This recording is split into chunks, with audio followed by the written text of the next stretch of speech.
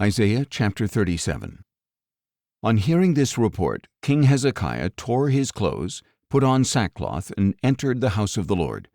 And he sent Eliakim the palace administrator, Shebna the scribe, and the leading priests, all wearing sackcloth, to the prophet Isaiah son of Amoz, to tell him, "This is what Hezekiah says, Today is a day of distress, rebuke, and disgrace, for children have come to the point of birth, but there is no strength to deliver them. Perhaps the Lord your God will hear the words of the Rabshakeh, whom his master the king of Assyria has sent to defy the living God, and he will rebuke him for the words that the Lord your God has heard. Therefore lift up a prayer for the remnant that still survives." So the servants of King Hezekiah went to Isaiah, who replied, "Tell your master that this is what the Lord says. Do not be afraid of the words you have heard, with which the servants of the king of Assyria have blasphemed me. Behold, I will put a spirit in him so that he will hear a rumor and return to his own land, where I will cause him to fall by the sword." When the Rabshakeh heard that the king of Assyria had left Lachish, he withdrew and found the king fighting against Libnah. Now Sennacherib had been warned about Tirhakah, king of Cush. He has set out to fight against you.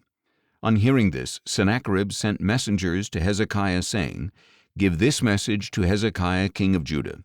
Do not let your God, in whom you trust, deceive you by saying that Jerusalem will not be delivered into the hand of the king of Assyria.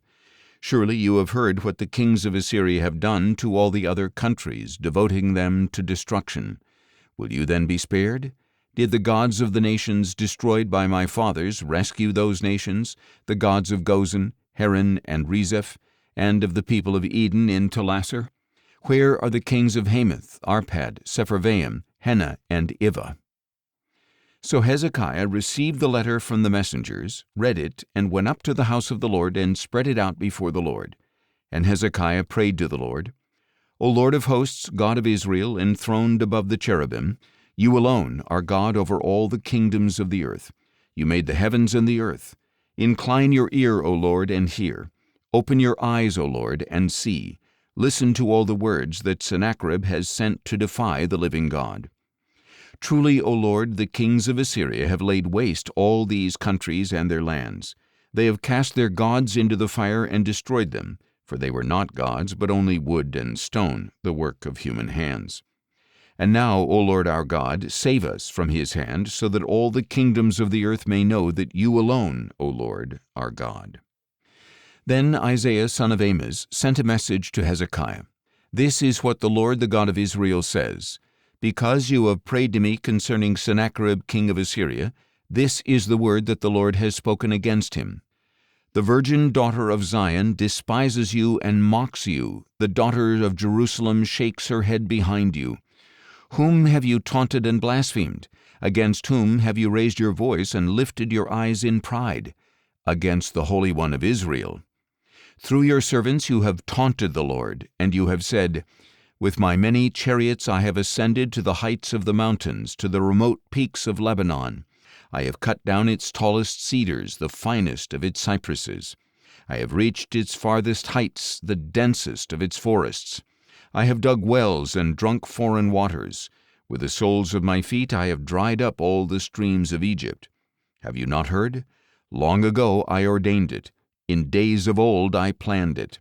Now I have brought it to pass that you should crush fortified cities into piles of rubble. Therefore their inhabitants, devoid of power, are dismayed and ashamed. They are like plants in the field, tender green shoots, grass on the rooftops, scorched before it is grown. But I know you're sitting down, you're going out and coming in, and you're raging against me. Because your rage and arrogance against me have reached my ears, I will put my hook in your nose and my bit in your mouth. I will send you back the way you came. And this will be a sign to you, O Hezekiah. This year you will eat what grows on its own, and in the second year what springs from the same. But in the third year you will sow and reap. You will plant vineyards and eat their fruit. And the surviving remnant of the house of Judah will again take root below and bear fruit above. For a remnant will go forth from Jerusalem, and survivors from Mount Zion.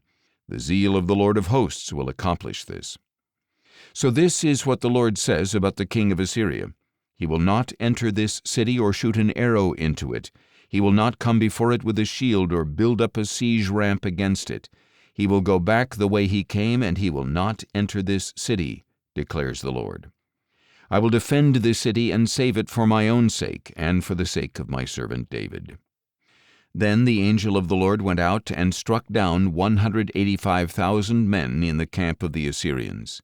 When the people got up the next morning, there were all the dead bodies.